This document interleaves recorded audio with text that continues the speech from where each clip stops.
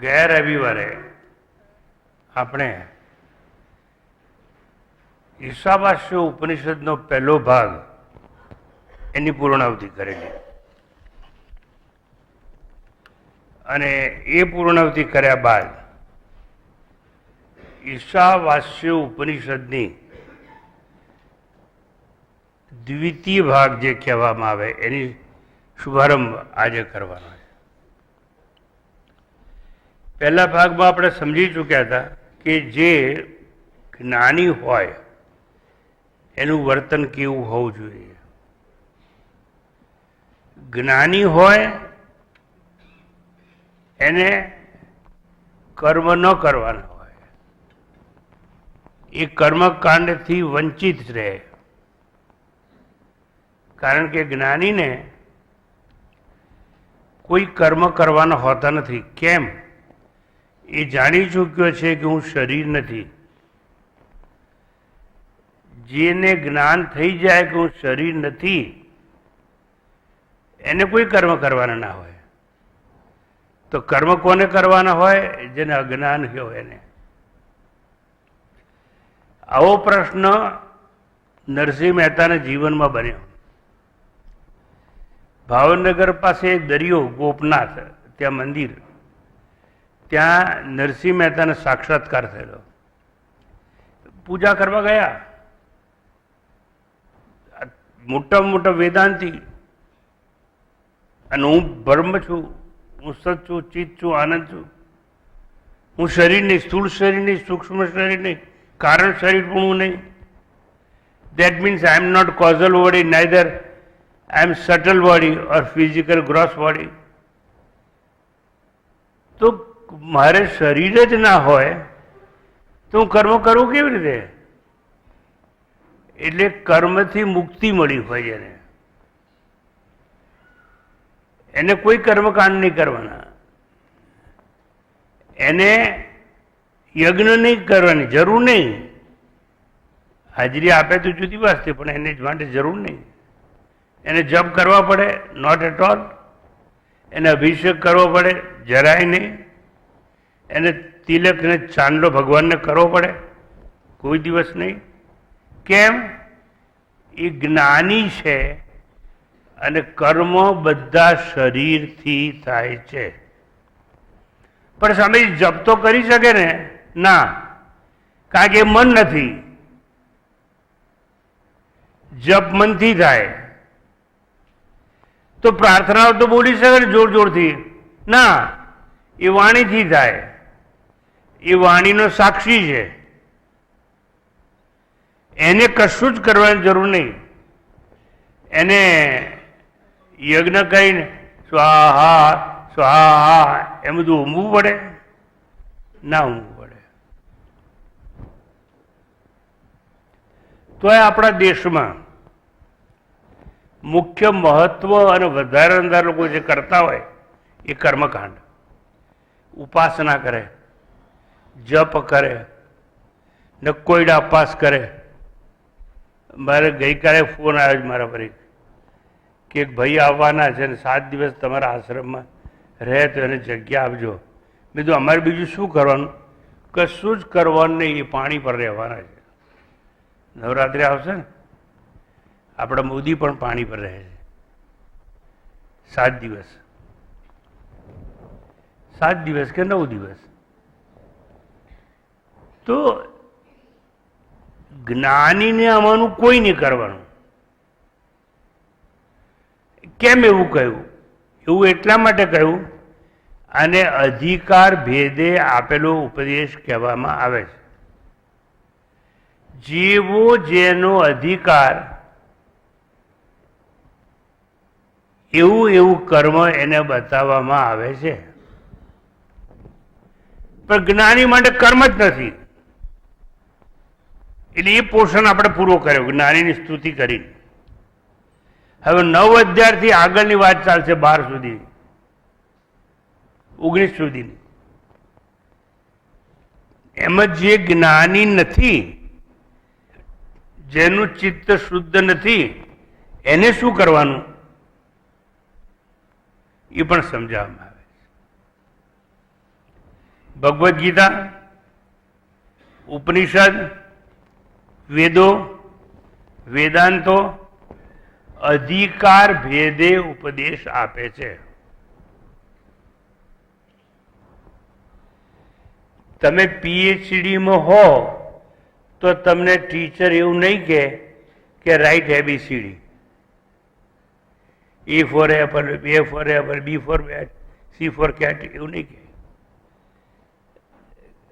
કારણ કે સમય જતો રહ્યો, તમે અપરિપક્વ હતા એટલે તમને એવું કહેવામાં આવ્યું હતું કને કઈ નહીં, કલમનો કન, ખ ખઈ નહીં, ખ ખડિયાનો ખ. હવે જરૂર નથી, કારણ કે તમને બધું આવડી ગયું છે. તો તમારે શું કરવાનું? તો જે લોકોનું મન અશુદ્ધ હોય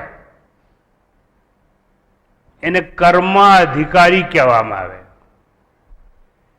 કોઈ પણ કર્મ આપણે એટલા માટે કરીએ છીએ કે જેનાથી ચિત્તની શુદ્ધિ થાય. અશુદ્ધ ચિત્તે કંઈ પણ કામ કરો અર્થ નહીં. અત્યારે તમારું મન અશુદ્ધ છે, તમારા પ્રવચન તો સાંભળો છો, બેઠા જ હોય, પણ તમારું માઇન્ડ ડાયવર્ટ થયેલું છે. તમારા મનમાં હમણાં વિચાર આવ્યો, મેં મારી રૂમને તાળું માર્યું હશે કે નહીં માર્યું હોય, અને નહીં માર્યું તો ખુલ્લું હશે કે શું હશે, અને કોઈ ઘૂસી તો નહીં જાય, આવો વિચાર તમારા મનમાં ચાલતો હોય, અને તમારું પ્રવચન સાંભળો છો એનો અર્થ શું?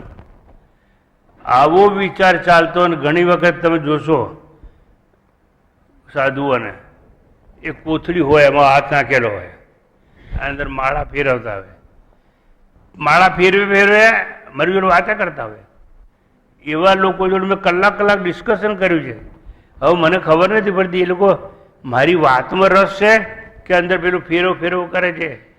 અને એ કહી દઉં, જ્યારે કોથળીમાં હાથ નાખેલો હોય ને એને શું કહે છે? ગૌમુખી. હવે એમાં સીધો હાથ ફરે છે કે ઊંધો, કોને આપને ખબર?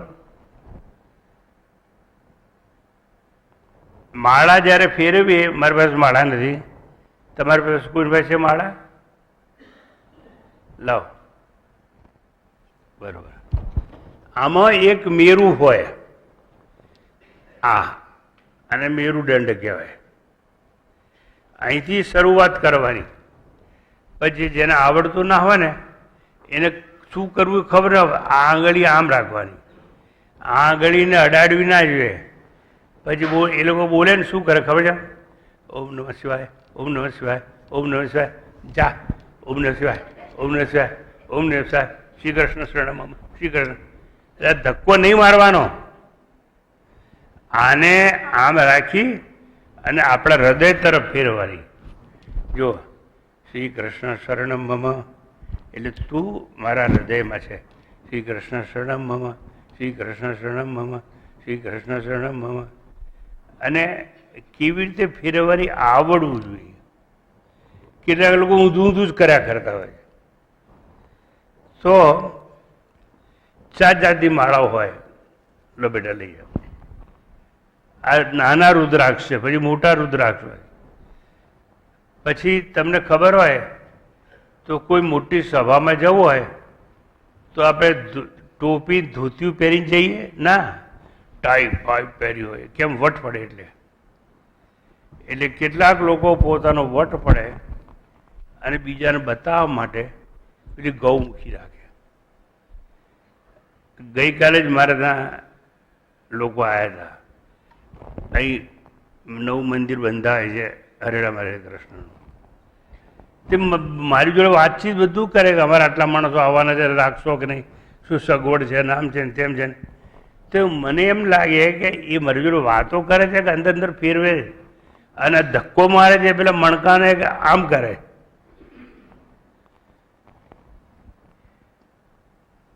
આ જરૂર કોને પડે? ચિત્ત અશુદ્ધ હોય એને પડે. ચિત્ત શુદ્ધ હોય એને પડે નહીં.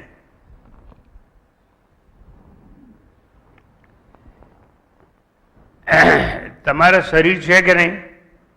બોલો. તો તમારે સ્નાન કરવું જોઈએ કે ના કરવું જોઈએ? શરીરનો ધર્મ છે.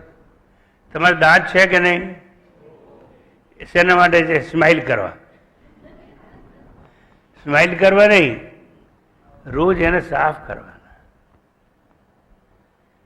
પછી કોઈ ડેન્ટિસ્ટ પાસે શીખવું પડે સારી રીતે કરવું હોય તો. એને આમ ગોળ ગોળ ફેરવવા પડે, આમ. એટલું જ નહીં, પછી બ્રશ ઊંધું કરી અને અંદરની બાજુ આ બાજુ આ બાજુ આ બાજુ, પછી અંદર થોડોક વખત થાય એટલે એ દાંત પીળા પડી જાય, એને સાફ કરવા પડે. પણ એવી રીતે સાફ કરવાના કે જેના બધી એનિમલ જતું ના રહે.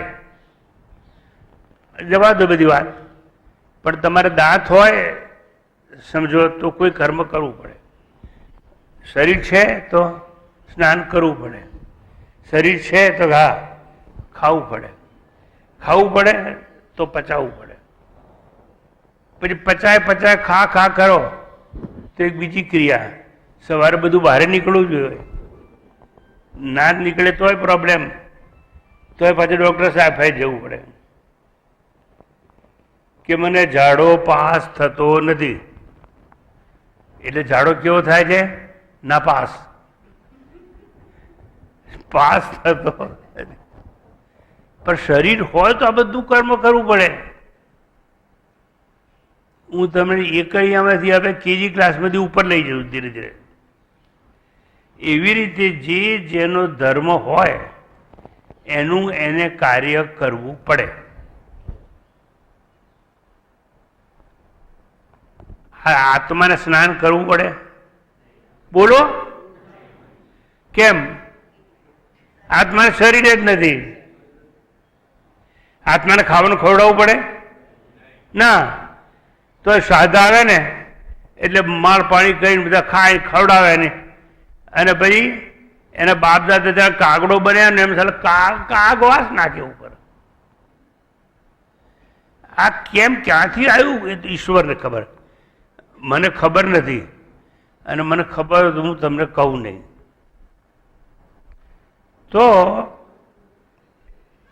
આવું બધું કંઈક આપણે કરતા આવીએ. સ્નાન કરો, દાન કરો, આ બધું જ જાત જાતનું કર્મ છે. યજ્ઞ કરો. પછી કેટલાક બહુ પૈસાવાળા હોય ને, વિષ્ણુ યાગ કરાવો છે અમારે. એ બધી બહુ મોટો યજ્ઞ કહેવાય. બહુ બ્રાહ્મણો જોઈએ, બહુ દક્ષિણા આપવી પડે. પણ આ બધું ક્યારે કરવું પડે? તમે શરીર હો તો. તમે કેજી ક્લાસમાં હો તો ABCD કરવું પડે.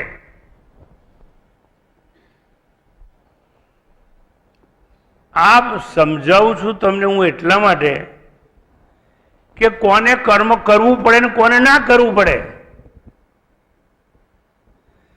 જો હું આત્મા છું, અવયવ નથી, હું તો અદ્રશ્ય છું, આત્માને હાથ નથી, તો માળા કેવી રીતે ફેરવે? આત્માને આંગળી નથી તો ચંદન કેવી રીતે કરે? એટલે આત્માને મોહ નથી તો એ તમારો બનાવેલો પ્રસાદ ખાય કેમ નો? પણ તમને લાલચ હોય. તમને ધારો કે મગજ બહુ ભાવે ને તમે મગજ જ ધરાવો. મારા લાલાને મગજ ભાવે છે, મારા લાલાને ઘેવર ભાવે છે. એ કોના માટે હોય? તમારા માટે. આત્મા તો કઈ ખાતો જ નથી. હું શું સમજાવું છું એટલું સમજજો. કર્મ કોના માટે છે ને કોના માટે નથી? વસ્તુ સિદ્ધિ વિચારેણ ન કિંચિત કર્મ કોટિભી. વસ્તુ એટલે આત્મવસ્તુ માત્ર આત્મવિચારથી પ્રાપ્ત થાય. આત્મવિચાર એટલે ધ્યાનથી પ્રાપ્ત થાય, એટલે મેડિટેશનથી પ્રાપ્ત થાય, એટલે કોન્ટેમ્પ્લેશનથી પ્રાપ્ત થાય, એટલે નિધિધ્યાસનથી પ્રાપ્ત થાય.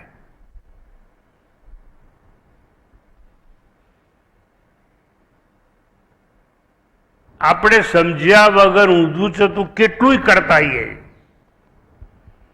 ચલો મારું પ્રવચન સાંભળ્યું ને તમે? એટલે સાંભળ્યું કે નહીં? કે અમુક કર્મ અજ્ઞાની માટે છે ને અમુક જ્ઞાની માટે. એટલે ચલો ભાઈ, આજ તો ક્યાં ગઈ તું? ઘરમાં છે કે નહીં? તો છું ને ભાઈ. તો જો તું બધું છે આ મૂર્તિ આ બધું ભેગું કર. કેમ? આજે સ્વામીજી એવું સમજાયું કે આ બધું કરવાની જરૂર નહીં. એટલે છે ને અંબાજીની મૂર્તિ, ગણેશની મૂર્તિ બધી નદીમાં પધરાઈ આવો. એ ડોન્ટ ડુ ધેટ. તમે અજ્ઞાની છો, તમારું ચિત્ત અશુદ્ધ છે, એટલે તમને આવું કરવાનું કહ્યું છે. ચિત્ત શુદ્ધ થાય પછી આ બધું નહીં કરવાનું. અડધા લોકો મારા શરૂઆતમાં જ્યારે હું વેદાંત ઉપર પ્રવચન કરું એટલે અડધા લોકો છે ને, એક ભાઈ છે મુંબઈમાં, એટલે વેરી બિગ બિલ્ડર, મુંબઈના 5 બિલ્ડરમાં એનું નામ આવે. એને ભાઈદાસ હોલમાં મારા પ્રવચન સાંભળ્યા. પછી મને ઇન્વાઇટ કર્યું કે અમારે ઘેર ખાવા આવશો. હવે ઇન્વાઇટ કર્યું એટલે સારું આવીશ. પછી એને જે ટાઈમ આપ્યો હતો ને 10 વાગ્યાનો લેવા જ ના આવ્યા, 11 વાગે લેવા ના આવ્યા, 1 વાગે લેવા ના આવ્યા.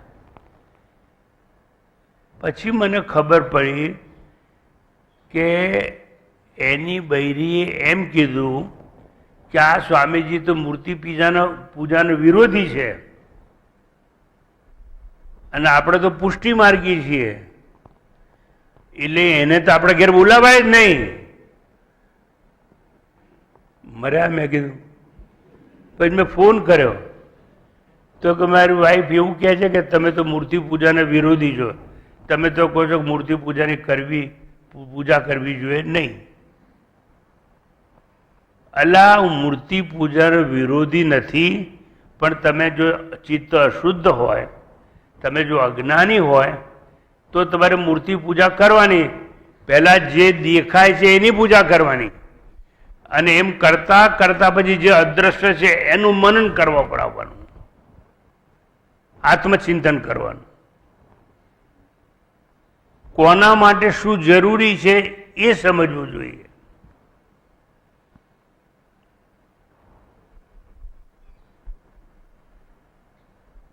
તમે બીમાર હો ને ડૉક્ટર પાસે જાઓ એટલે બધાની એક જ જેવી દવા ના લે. જેવું જેનું દર્દ હોય એ પ્રમાણેની દવા તમને મળે.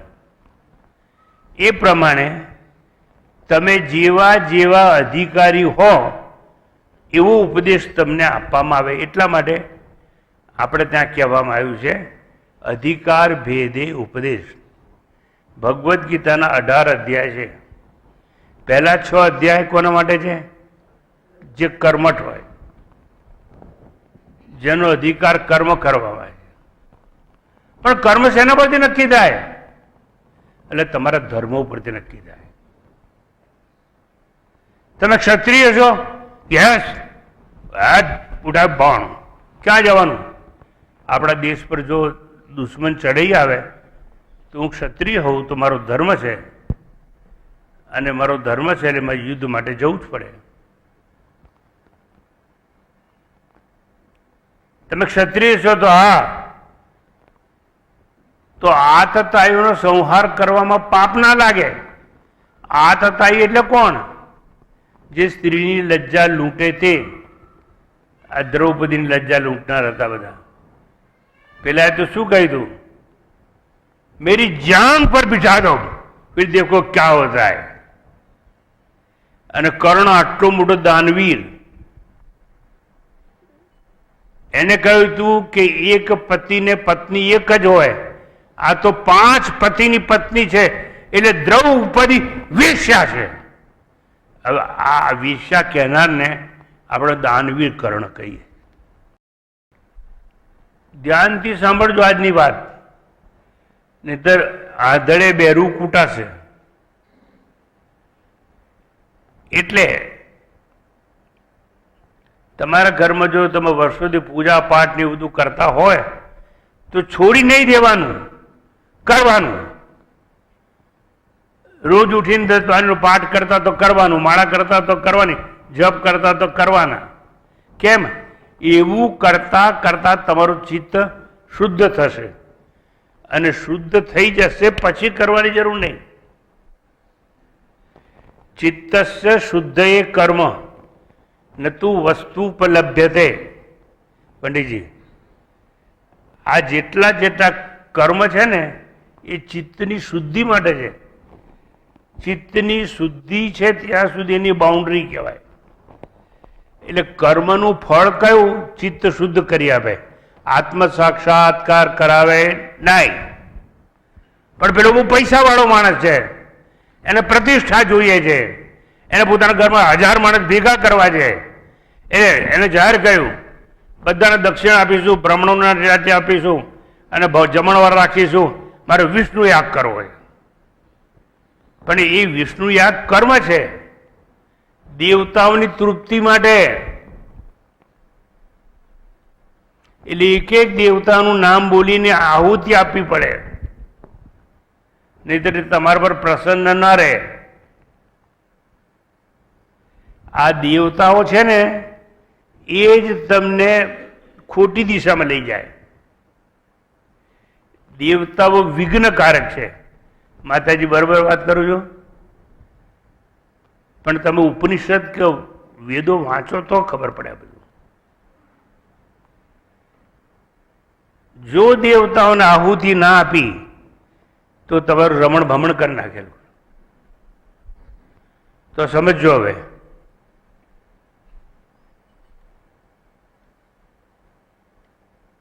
તમે ક્ષત્રિય હો તો યુદ્ધમાં જવું પડે. અર્જુને અક્કલ નથી એટલે કહ્યું હું યુદ્ધ નહીં કરું. યુદ્ધ કરીશ તો બાળકો અનાથ થશે, સ્ત્રીઓ વિધવા થશે. સ્ત્રીઓ વિધવા થશે એટલે વર્ણશંકર પ્રજા પેદા થશે. એટલે શું? યુદ્ધ થાય એટલે પુરુષો મરી જાય, એટલે બચે કોણ? સ્ત્રીઓ. એટલે એક એક પુરુષ જોડે 5-5 બૈરા લગ્ન કરે, એને વર્ણશંકર પ્રજા કહેવાય. એટલે અર્જુન આવી ખૂબ દલીલો કરી. પહેલા ષટકમાં, એટલે પહેલા 6 અધ્યાય છે એ કર્મકાંડ માટે, બીજા ગીતાના 6 અધ્યાય છે ઉપાસના માટે, એટલે ભક્તિ યોગ કહેવાય છે. જે માણસ ઇમોશનલ હોય, લાગણી પ્રધાન હોય, એને ભક્તિ કરવાનું કહેવાનું.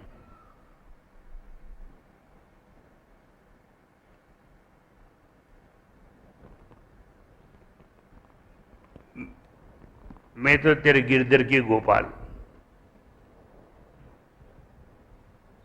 એટલે હું દાસી છું ગિરધર તારી.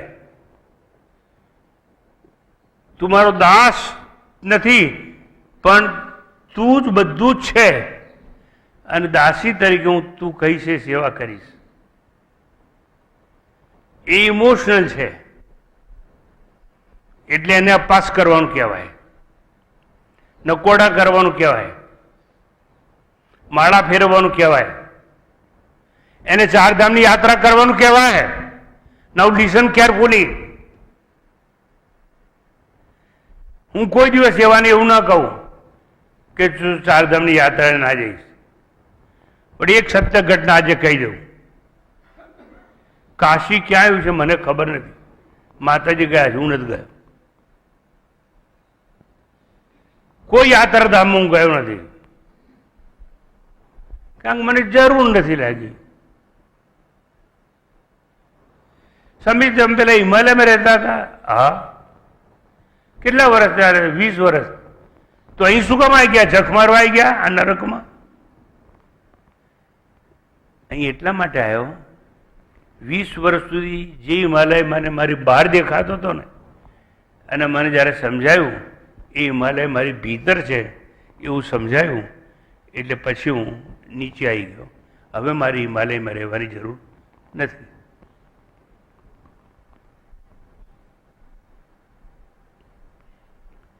હું તમને ધર્મ સમજાવું છું, અધિકાર સમજાવું છું. તમારી રજા હોય તો can I start now? Can I start now sir? Okay. Krishna પરમાત્માએ ભગવદ્ ગીતાના 18મા અધ્યાયમાં એમ કહ્યું, સર્વધર્માન પરિત્યજ્ય મામ એકમ શરણમ વ્રજ. બધા ધર્મોને છોડી દે અને મારા એકલાને શરણે આવી જા, તો હું તને મોક્ષ આપીશ.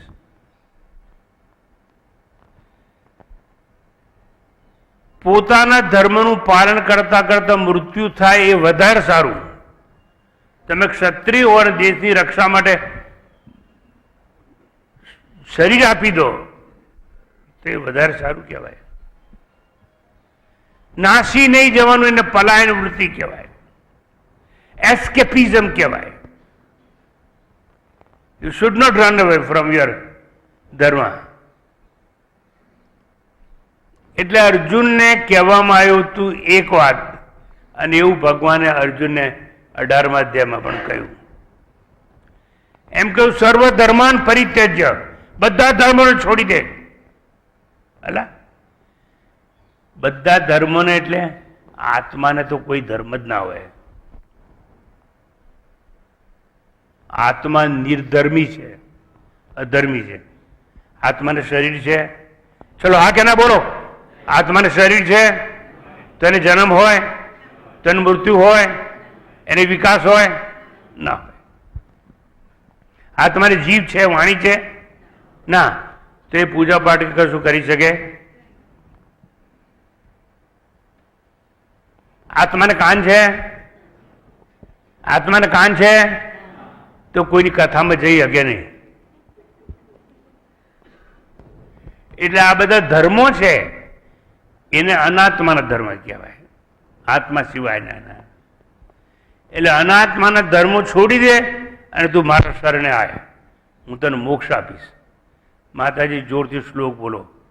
સર્વધર્માન પરિત્યજ્ય, સર્વધર્માન પરિત્યજ્ય મામેકમ શરણમ વ્રજ અહં ત્વા સર્વ પાપેભ્યઃ મોક્ષયિષ્યામિ મા શુચઃ. શોક ના કરીશ, મારી શરણે આવી જા, મારા એકલાની શરણે. અનાત્માના ધર્મો છે એ છોડી દે. એટલે ધારો કે શરીરનું ધર્મ છોડી દે, જન્મ લેવો મૃત્યુ પામવું છોડી દે. આંખનો ધર્મ જોવાનો છોડી દે, કેમ કે આંખ પરમાત્માનું દર્શન કરી શકે નહીં. એ આંખને શું કરવાની? તમારી આંખ તમારી પ્રિયતમાનું દર્શન કરે છે, એને તમે બરબાદ થઈ જવાના, આબાદ નહીં.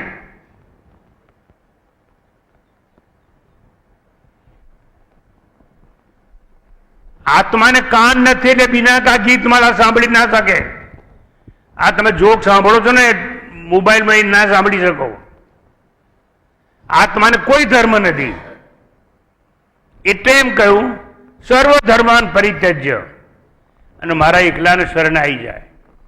શું જોઈએ? તો મોક્ષ જોઈએ. તો now let me come to conclusion.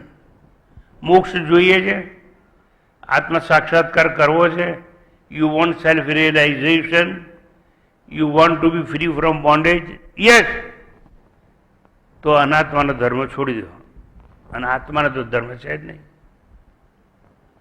પણ આ કોના માટે એપ્લિકેબલ છે? જે જ્ઞાની હોય એના માટે.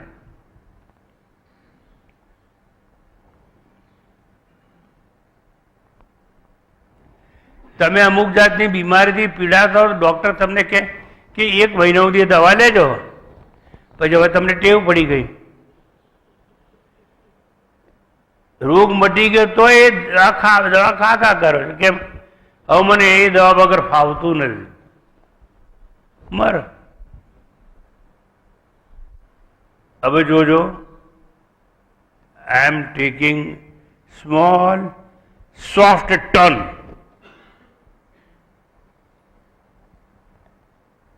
તારે જો મોક્ષ જોઈતો હોય તો ભગવાને કહ્યું મારા એકલાના શરણે જા. વ્રજ, સંસ્કૃતમાં વ્રજ એટલે જા. મામ એકમ શરણમ વ્રજ. જા કેમ કહ્યું? એટલે હું તારા હૃદયમાં છું, તારા હૃદયમાં જા, ક્યાંય જવાની જરૂર નથી. નહીં ચારધામ યાત્રાએ જઈશ. અરે જા અને મરને સાલા તને કોણ નાખે? ભગવાન જ્યાં નથી ત્યાં જઈને શું કરીશ? એ તો તારા હૃદયની ભીતર બેઠો છે. ત્યાં જા ને, ત્યાં જ જવું. અમારે ચારધામની યાત્રામાં જવું છે. અમારા ઘરમાં કથા કેવડાવી છે. અમારે દાન કરવું છે, અમારે પુણ્ય કરવું છે. આ બધા અનાત્માના ધર્મો છે. હવે મેં કહ્યું ઈશાવાસ્ય ઉપનિષદનો એક ભાગ પૂરો થઈ ગયો, જે જ્ઞાની માટે હતો. હવે અજ્ઞાની માટે ઉપદેશ આપવામાં આવે. દરેકને પોતાનો ધર્મ હોય, જળને પણ હોય અને ચેતનને પણ હોય.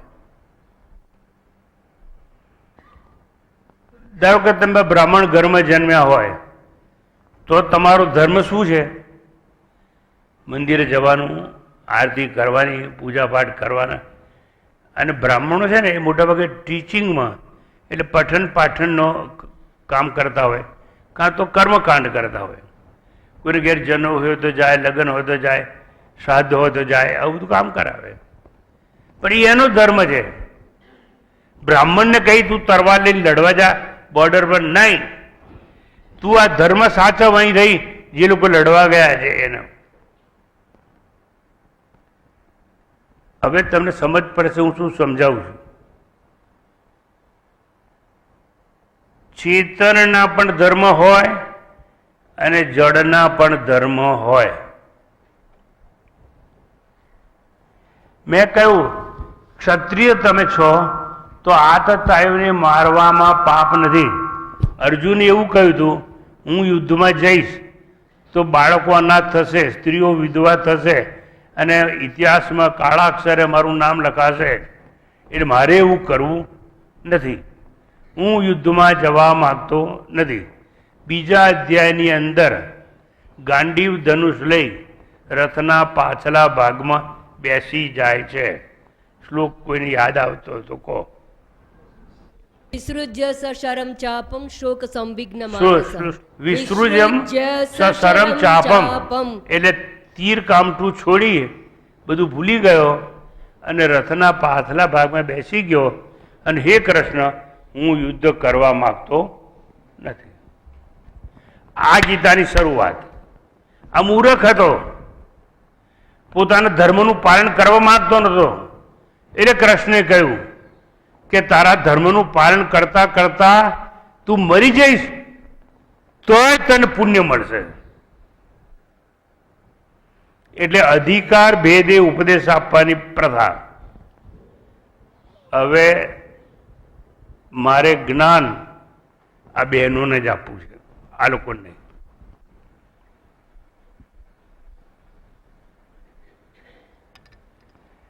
શું સમજાવું છું? દરેકને પોતાનો ધર્મ હોય, જડને પણ હોય અને ચેતનને પણ હોય. Now question is for only ladies. તમે રાંધવા બેઠા રસોડામાં છો, ગેસ ઉપર તપેલી કઢાઈમાં પાણી મૂક્યું છે. અરે ઉકળ્યું કે નહીં? અરે ઉકળી ગયું, ઉકળે છે પાણી. પાણી ઉકળી ગયું, એક બીજે ગેસ ઉપર તવડી મૂકી છે. એટલે તેલ ઉકળ્યું કે નહીં? તેલ ઉકળ્યું કે નહીં? તેલ પણ ઉકળે છે. તેલ પણ ઉકળે છે અને પાણી પણ ઉકળે છે. આ બહેનોને પૂછું છું. પાણી ઉકળે છે અને તેલ પણ ઉકળે છે, પણ પૂરી વણી અને ઉકળતા પાણીમાં નાખો તો ફૂલે કે ના ફૂલે? ખાલી ખાલી ખોટો જવાબ નહીં, હું કારણ માગી છે માટે. I want scientific reason. ના ફૂલે તો તેલમાં નાખો તો આમ દોડો થઈને બહાર કેમ આવી જાય? આ તમારો ક્વેશ્ચન નથી. બોલો, મને રીઝન આપો. વોટર મોલેક્યુલ એક્સપાન્ડ થાય. તમે તો જાણકાર છો એટલે temperature half question is correct, પણ સાચી વાત સમજવી જોઈએ. પાણી 100 સેલ્સિયસે બોઇલ થાય, પાણી 100 સેલ્સિયસે ઉકળે, એનું ઉત્કલન બિંદુ કહેવાય. તેલ 140 એ બોઇલ થાય, 140 તેલ ઉકળે એટલે એમાં પૂરી વણીને નાખો એટલે દર્દ થઈને બહાર આવી જશે, પાણીમાં નહીં આવે. વાય નાઉ લિસન.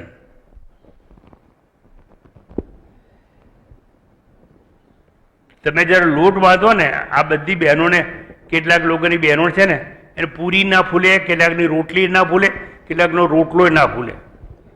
એનું કારણ એક જ છે કે મોવણ કેવું નાખ્યું છે એના પર આધાર. હવે 100 સેલ્સિયસે પાણી ઉકળતું હોય એમાં તમે પૂરી વણીને નાખો ને એટલે ડૂબી જાય. કેમ? અને તેલ 140 ઉકળતું હોય એમાં પૂરી વણીને નાખો તો ઉભરાઈ જાય.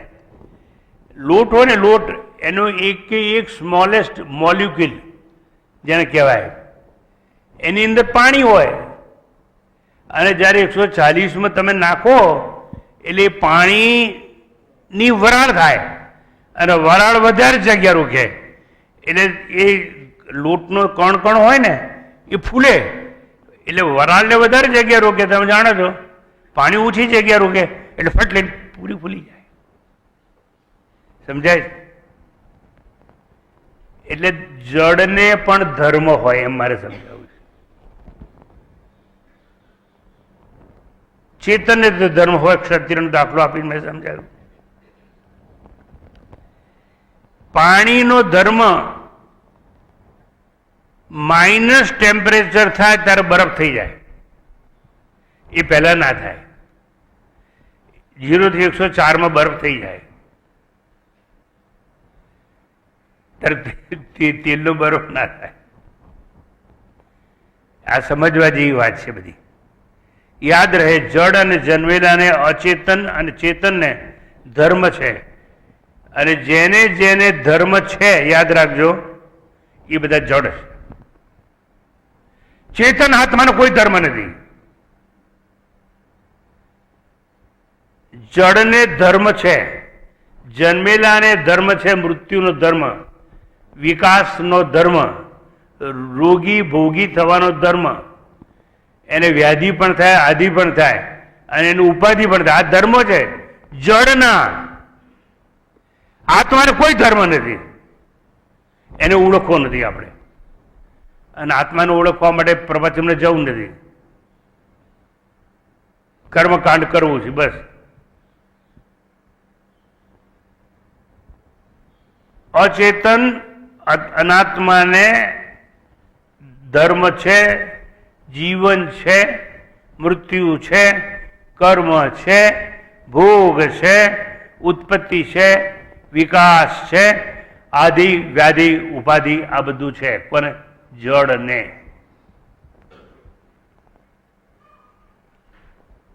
મેં 2 ભાગ પાડ્યા ઉપનિષદનો. આ મોટા મોટું ઉપનિષદ એટલા માટે કહેવાય છે કે જડને પણ ધર્મ હોય અને ચેતનને પણ ધર્મ હોય. આત્મા અધર્મી છે, આત્મા નિર્ધર્મી છે. માટે અનાત્માના ધર્મ ત્યાગી કૃષ્ણ કહે છે, મારી પાસે આવ, હું તને મોક્ષ આપીશ. સર્વ ધર્માન પરિત્યજ્ય મામ એકમ શરણમ વ્રજ. હું તારી અંદર છું, તારી અંદર જા. તો પરમાત્માની અંદર તો કોઈને જવું નથી. પરમાત્માને આમ કરીને લે બે, લે તને ચાંદલો કરું, લે તને મગજ ખવડાવું, લે તને મૂંગદાર ખવડાવું, લે તને ગેબર ખવડાવું, અને ખાય કોણ? પોતાને ડોજામ નાખે.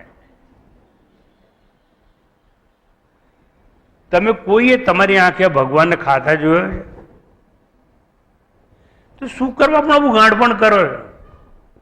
પણ કરવાનું જોઈ લો, અજ્ઞાની છો માટે. એવું કરતા કરતા એક દિવસે તમારું ચિત્ત શુદ્ધ થશે, અને ચિત્ત શુદ્ધ થશે પછી તમને જ્ઞાન થશે, અને જ્ઞાન થયા બાદ તમે આવું નહીં કરો. ખબર પડી? એટલા માટે જ્ઞાન માટે ઉપનિષદો, ગીતા, વેદો ભણાવવામાં આવે. અને કર્મકાંડ છે એ તમને પુણ્ય મળે એટલા માટે કરવામાં આવે છે. અવગતિ ના થાય ને સદગતિ થાય એટલા માટે કરવામાં આવે છે. કર્મો છે એ દેવોની તૃપ્તિ માટે કરવામાં આવે છે. એ દેવોની તૃપ્તિ નહીં કરો તે દેવો તમારા જીવનમાં વિઘ્ન બનશે. હવે એ બધું ઉપનિષદોમાં છે અને બધું ક્યાં તમને કોટ કરીને તર્કવું. એ ઉપનિષદ પર આવશો ત્યારે એની વાત કરીશું. તો કૃષ્ણ પાસે જવાનું એક જ કારણ છે કે કૃષ્ણ આત્મા છે, સચ્ચિદાનંદ છે.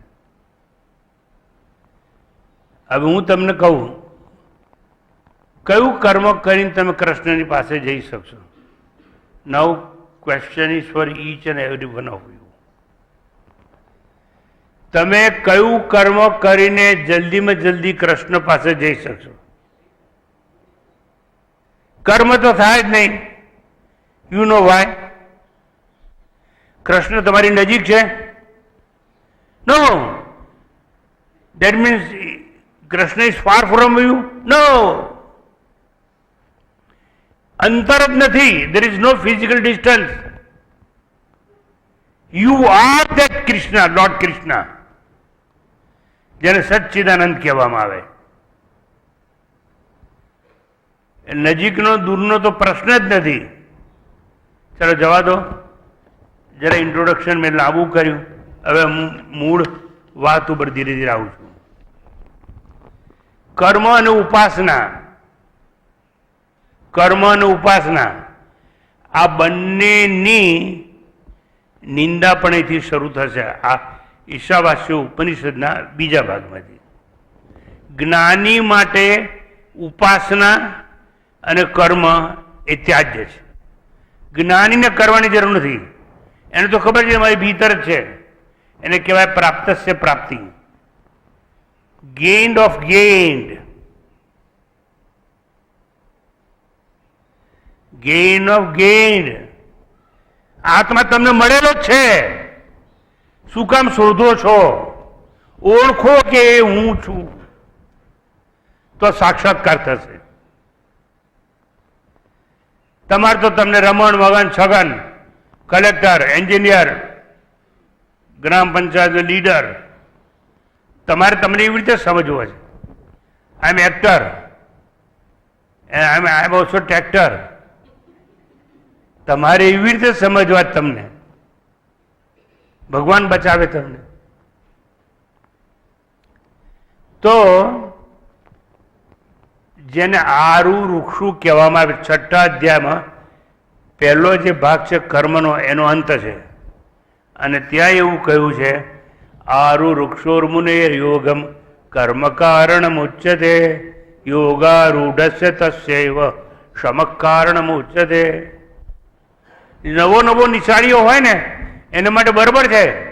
મૂર્તિ રાખવાની, પ્રસાદ ધરાવવાનો, ચાંદલો કરવાનો, સ્નાન કરાવવાનું, પણ કોના માટે? એ કડિયામાં હોય એના માટે, કેજી ક્લાસમાં હોય એના માટે. એના માટે કર્મ અને ઉપાસના બંને કારણ છે, જ્ઞાની માટે નહીં.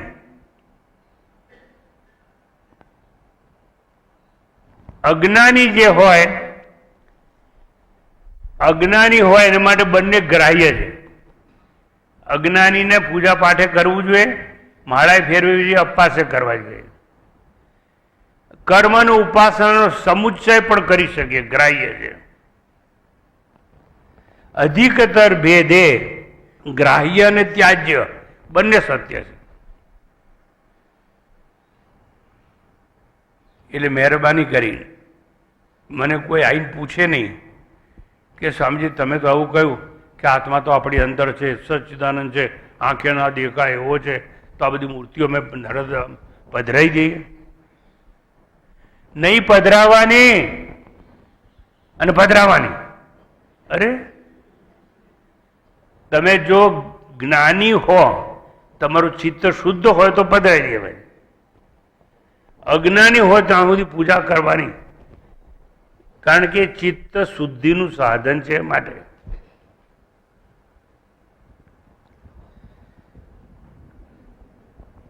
અધિકારી અશુદ્ધ ચિત્ત વાસના સભર જેનું મન હોય, સ્થૂળ દેહાત્મ બુદ્ધિ હોય, એટલે હું શરીર છું એવી બુદ્ધિ જેની હોય એને આ બધું પૂજા પાઠ બધું કરવાનું. પણ જે તત્વજ્ઞાન સમજી જાય ને પછી એને કરવાની જરૂર નહીં. કર્મ અને ઉપાસના બંને ગ્રાહ્ય છે, એટલે કહ્યું આરુરુક્ષોર મુનેયોગમ કર્મ કારણ ઉચ્ચતે. ગીતાનો 6ઠ્ઠો અધ્યાય 3જો શ્લોક છે. નવો નિશાળીઓ હોય એને માટે બધું કરવાનું. પણ તમને જ્ઞાન થઈ જાય ને તમે સમજી જાઓ હું સત છું એટલે જન્મ નહીં, મૃત્યુ નહીં, જીવન નહીં. હું સત છું એટલે હું બધે છું, હું સત છું એટલે અનંત છું. આવું સમજાઈ જાય પછી કંઈ કરવાની જરૂર નહીં. જ્ઞાનાધિકારી શુદ્ધ ચિત્ત અને સૂક્ષ્મ બુદ્ધિ વાળો યોગારૂઢ હોય એને માટે કર્મની ઉપાસના અને સમુચ્ચય ત્યાજ્ય છે. આટલી પાછલી ભૂમિકા બાદ, આ પાર્શ્વ ભૂમિકા ઊભી કર્યા બાદ હવે આપણે 9મો શ્લોક શરૂ કરીએ.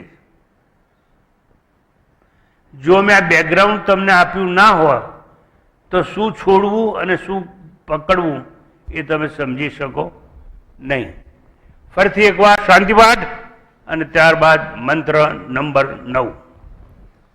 ॐ पूर्णमदः पूर्णमिदं पूर्णात् पूर्णमुदच्यते पूर्णस्य पूर्णमादाय पूर्णमेवावशिष्यते. ॐ शान्ति शान्ति शान्तिः. हरिः ॐ श्रीगुरुभ्यो नमः. हरिः ॐ. अंधं तमः प्रविशन्ति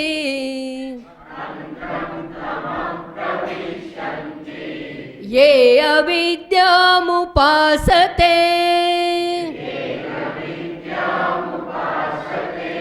ततो भूय इव ते तमः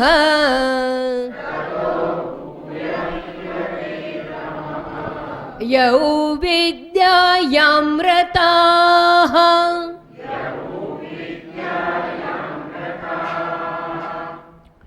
તમારામાંથી જે કોઈ સારા સાધક હશે એ અવશ્ય ગ્રંથ લઈને આવતા હશે. જેને આત્મ સાક્ષાત્કાર કરવો હશે એ પુસ્તક સાથે જોઈ વાંચતા પણ હશે. સારા સાધકો સમજવાનો પ્રયત્ન પણ કરતા હશે. બાકી તો ઠીક હાજરી આપી હવાના પરમાં ક્યાં રખડવું, એના કરતાં ચલો ને ત્યાં જઈએ ને પાછા આવી જઈએ. હવે આનું ટ્રાન્સલેશન એક અક્ષરનું. અંધતમ પ્રવિશંતિ, એ જે મનુષ્યો અવિદ્યા અગ્નિહોત્રાદિ કર્મની ઉપાસના કરે છે, અગ્નિહોત્રાદિ અગ્નિ સાથેની જે ક્રિયાઓ છે તે યજ્ઞ યાગ એમાં બધું આપવાનું જાય દેવતાઓને ખુશ કરવા માટે. દેવતાઓ ખુશ થાય તો પુણ્ય મળે તમને.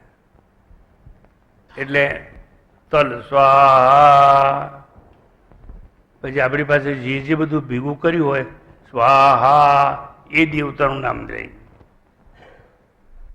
એટલે આવું જ્યારે આપણે કરીએ, જે મનુષ્યો અગ્નિહોત્રાદિ કર્મ કરે છે, ઉપાસના કરે છે, તેઓ અજ્ઞાન સ્વરૂપ ઘોર અંધકારમાં પ્રવેશ કરે છે. આ જો ઉપનિષદોએ આટલા મોટા વેદાંતના ગ્રંથોએ કેવી ગજબની વાત કરી છે. અને ઈશાવાસ્યો ઉપનિષદ કહે છે આ કર્મકાંડ કરનારાઓ ઘોર અંધકારમાં પ્રવેશ કરે છે. એ અને જે મનુષ્યો વિદ્યામાં દેવતા સંબંધી ઉપાસનામાં જ રત છે તેઓ તેનાથી પણ જાણે વધારે ઘેરા અંધકારમાં પ્રવેશ કરે. આ લોકોને મોક્ષનો તો અધિકાર છે જ નહીં. મોક્ષ મળવાની તો વાત જ જુદી, બંધનથી છૂટવાની તો વાત જ જુદી. એ લોકોને પુણ્ય કર્મ કરવું છે. પુણ્ય કર્મ થાય, બહુ પુણ્ય કર્મ કરો સ્વર્ગમાં જવાય. સ્વર્ગમાં જાવ એટલે તમારી પ્રિયતમા કે પ્રિયતમાનું નામ ભૂલી જાઓ, પછી તમને કોણ યાદ આવે? ઉર્વશી, રંભા. તમારી વાત નહીં, આ લોકોને કહું છું. એ લોકોને એવું જ બધું યાદ આવે, કારણ પુણ્ય કર્મ મળે. અને ત્યાં સ્વર્ગમાં સંકલ્પ સિદ્ધિ હોય. સંકલ્પ સિદ્ધિ એટલે શું? તમે જે માગો એ મળી જાય.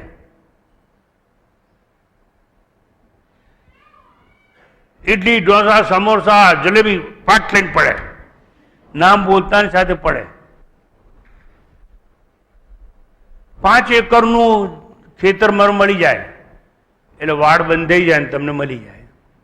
સંકલ્પ સિદ્ધિ એટલે બહુ પુણ્ય કર્મ કરે અને એવું બધું મળે, પણ એ બધું અંધકારમાં લઈ જાય. એ ભોગ કહેવાય. અને ભોગ કરવાથી શું મળશે? સુખ મળશે? સુખ નહીં મળે. હું તમને કહું, કરોડો રૂપિયા હોય, હમણાં જ મારી પાસે થોડા દાખલા આવે છે, અબજો રૂપિયા હોય, પણ ડોક્ટર આવે, તમને બ્લડ કેન્સર છે, હવે પેલા કરોડોને શું કરવાના? એ કરોડોથી ભોગ થાય, પણ ભોગની સાથે રોગ પણ આવે.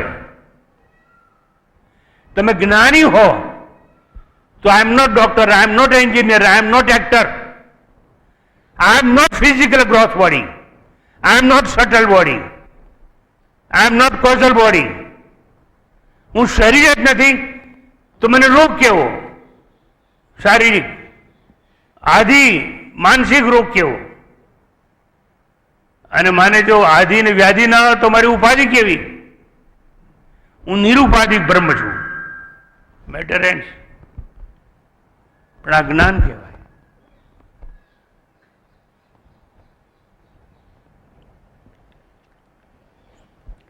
ગયા રવિવારે કેલિફોર્નિયાના ડોક્ટરોની વાત કરી હતી, મને બહુ ગમી. એ લોકો માનતા થઈ ગયા છે કે પ્રેયર નામની કોઈ વસ્તુ છે ને, પ્રેયરથી ચમત્કાર શક્ય છે. એક વસ્તુ કહી દઉં તમને, ઓપરેશન વખતે જે નાઇફ હોય ને, એ નાઇફ ડોક્ટરે પકડ્યું હોય, પણ હાથ કૃષ્ણ પરમાત્માનો હોય. દરેક સર્જને આવું સમજી અને કામ કરવું જોઈએ. ચપ્પુ મારા હાથમાં છે, પણ ચપ્પુને ફેરવનારો છે ને એ કૃષ્ણ પરમાત્મા છે. આને નિષ્કામ કર્મ કહેવાય. હું કરતો નથી, કોઈ કરાવે છે. બહુ મોટી ભાવના છે. એટલે હું એ કહેવા માંગુ તમને કે જે લોકો આવા અગ્નિહોત્ર ને બધું અગ્નિની ક્રિયા, અગ્નિ સાથેની ક્રિયાઓ કરે છે, એ ઘોર અંધકારમાં. કારણ પુણ્ય મળે, પુણ્ય મળે એટલે સ્વર્ગ મળે, સ્વર્ગ મળે એટલે ભોગ મળે. તો ભોગ તો અત્યારે મળેલા છે, નાના કે મોટા. પછી કહે છે, જે મનુષ્ય વિદ્યામાં દેવતા સંબંધી ઉપાસનામાં જ રત છે. અમુક દેવતાઓ અમુક ફળ આપે, અને એવું ફળ મેળવવા માટે તમે એની પૂજા કરતા હોય તો એવા લોકો એનાથી પણ વધારે ઘોર અંધકારમાં પ્રવેશ કરે છે. જો મહાભારતની થોડીક વાત ખબર હોય, મહાભારતના યુદ્ધમાં અર્જુન ક્યાં જાય છે ખબર છે? શસ્ત્રો લેવા સ્વર્ગમાં જાય છે. પણ અપ્સરાઓ સાથે એવો જોગ થાય છે, એને ડાન્સ શીખવો પડે અને એ એવા ડાન્સ શીખે છે કે વિરાટ રાજાને ત્યાં એક છોકરી હોય છે, એનો ડાન્સ ટીચર બની જાય. હવે એ છોકરી જોડે ડાન્સ ટીચર બને એટલે એનું શું ભલું થવાનું? પણ એને કેમ એવું કરવું પડ્યું? સ્વર્ગમાં ગયો તારે લપેટાઈ ગયો. તો આજે એટલે કહ્યું છે કે એ વળી ઘોર અંધકારમાં પ્રવેશ કરે છે. અવિદ્યાને ઉપાસે એનું ભાવાનું વાત છે. અવિદ્યાને ઉપાસે પ્રવેશે તિમિરે ગને, વિદ્યાસક્ત રહે તો એથી એ ઘોર દ્વંતમાં. અજ્ઞાનીને અભેદ જ્ઞાનના અધિકારી બનાવવા માટે જ અત્રે કર્મ અને ઉપાસનાનો સંદેશ છે. વન્સ અગેન અજ્ઞાનીને અભેદ જ્ઞાનના અધિકારી બનાવવા માટે કર્મ અને ઉપાસનાનો સંદેશ છે. એટલે કર્મ કરો કે ઉપાસના કરો, એનાથી ચિત્તની શુદ્ધિ થાય. ચિત્તની શુદ્ધિ થાય તો જ આત્મજ્ઞાન થાય. અને આત્મજ્ઞાન થાય, સાંભળજો, તો જ સાક્ષાત્કાર થાય. પણ કોઈને કરવું તો છે નહીં ભાઈ આવું. એટલે હું ફરતી શું શીખવાડું છું? કર્મને ઉપાસનાને છોડવાના નહીં. કોને? જે નવો નિશાળીઓ હોય એને, જેનું ચિત્ત શુદ્ધ હોય તેને. અને શુદ્ધ હોય ને કરવાનું નહીં.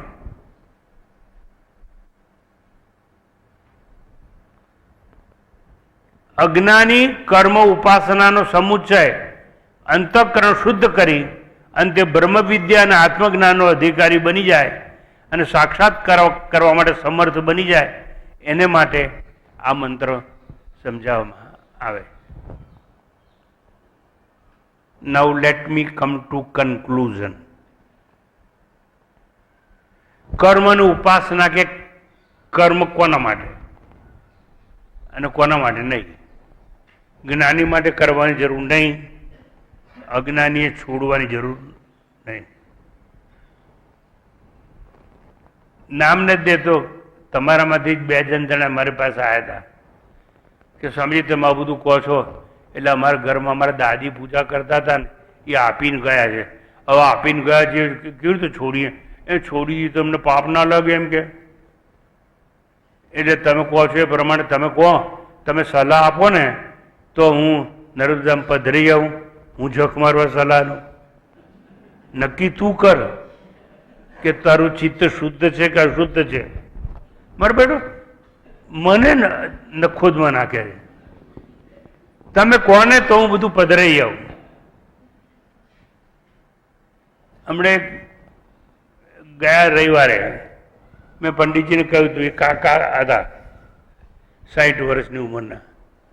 પછી મને આવીને કે મને જનોઈ આપો ને. એટલે મેં શું કર્યું ખબર છે? કન્સલ્ટેશન પંડિતજીને કહી દીધું કે આની જોડે વાત કરી લેજો. દરેક વસ્તુનો નિયમ હોય, દરેક વસ્તુ છે એનો અધિકાર હોય. આ જનોઈ શું કામ આપવાની? સારું, પહેલાથી કહી દઉં, આ જનોઈ કેટલા પ્રકારની હોય છે ખબર છે? 2 પ્રકારની, 4 પ્રકારની.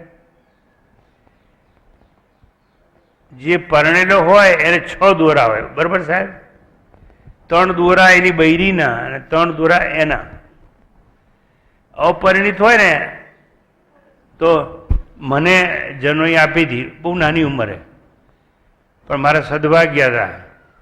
મને જ્યારે જનોઈ આપી ત્યારે વિનોબા ભાવે મને યજ્ઞો પવિત્રમાં હાજર હતા, રંગ અવધૂત મહારાજ હાજર હતા અને રાધનપુર સ્ટેટના પાલનપુર સ્ટેટના દિવાન હાજર હતા.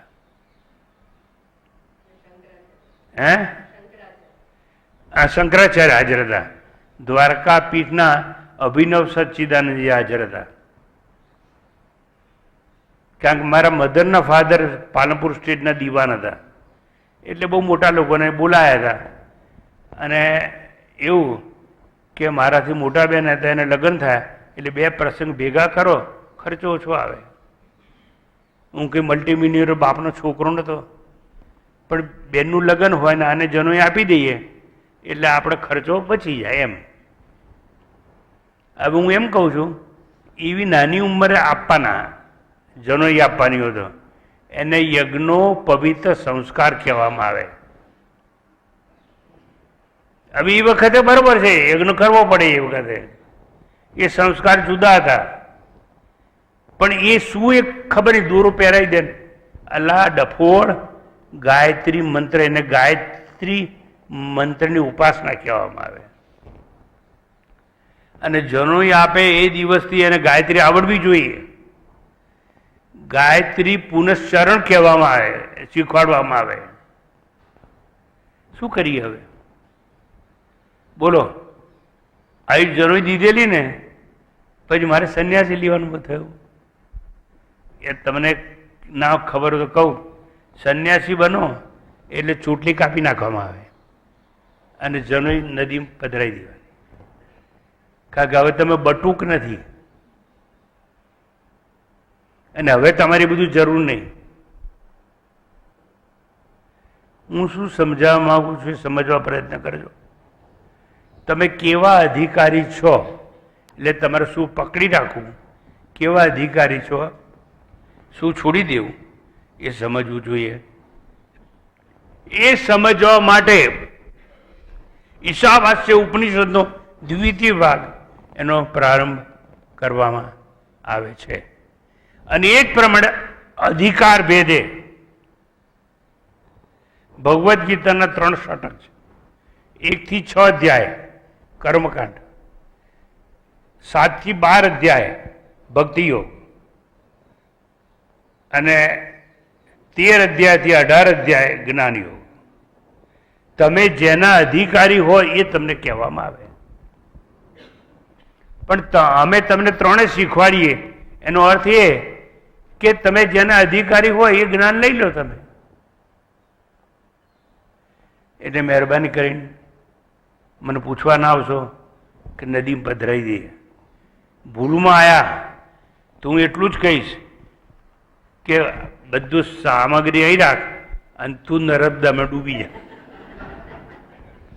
તું તને પધરાઈ દે.